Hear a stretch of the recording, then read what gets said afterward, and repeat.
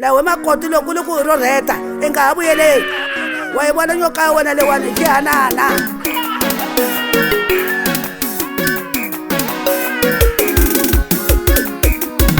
eka mani ma swi hleketana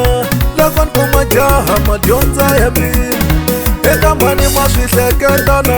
loko ni kuma jaha fana wa vahlavi mi bengulukani na kokwani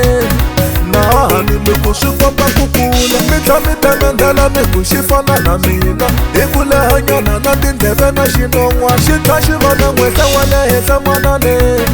makuha i mihlave hi xiviri hi tla hi tsakanyana hi cina rihojahoja va teka mavele va xi haxa angaveni hi tla hi tsakanyana hi cina rihojahoja ku fike Gayisa mfana wa vahlavi a mfana wa vahlavi Gayisa mfana wa vahlavi a mfana wa vahlavi Gayisa mfana wa vahlavi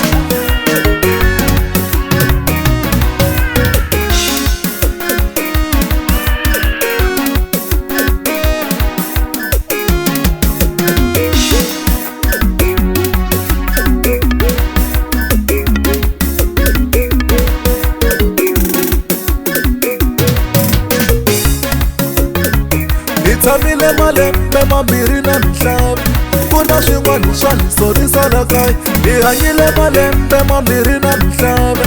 ku na swin'wana swa ni sorisa la kaya mi ni vona ku cinca a xikandzeni xa n'wana jaha leri se ri fana na makhelwa mi ni vona ku cinca a xikandzeni xa n'wana loyi se u fana na makhelwana a lehe mingo mi yelana ma xi vona ku xi fana na Chauke Kokwani mingo mi yelana ma xi vona ku xi fana na makhelwana eka mani a mi swi voni ke n'wana loyi u fana na Chauke hi bengulungwani tlha hi tsaka loko a velekiwa mi vula ni mihlave u ti beburile mpimo lowuwani xi fana na Chauke vona ni maremla swirhoha swa Chauke na ku rhandza tyaka xi fana na Chauke i xinyori hi xivixila swirhoha swa Chauke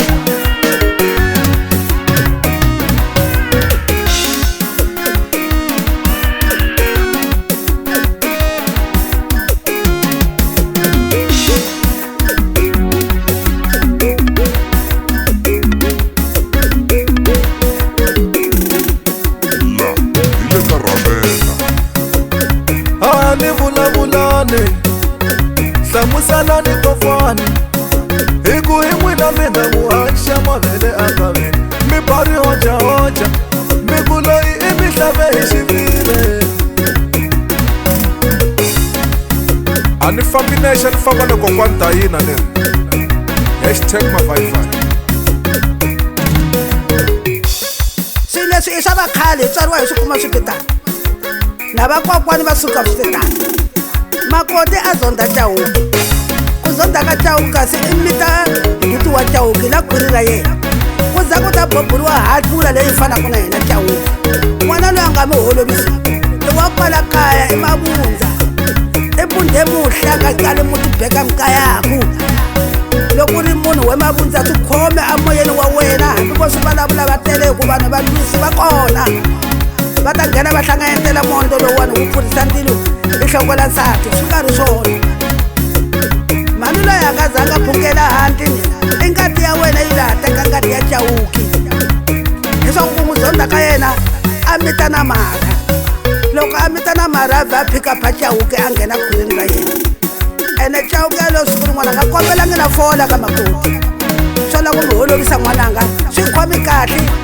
i tendla n'wanuna wa muti i ta aka ndyangu pulasi n'wina va ka Nyavani mi vanhu vo fuma mavundza a ku na xisiwana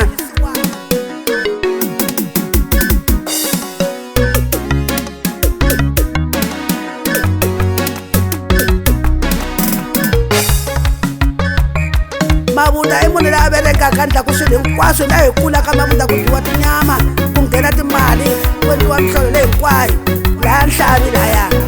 se mi nga ta fika mi nghenelela hi Chauke dunga muti a swi kona sweswo hi va vukosi yindlu ya vukosi a yi hangalasi swilo swa yona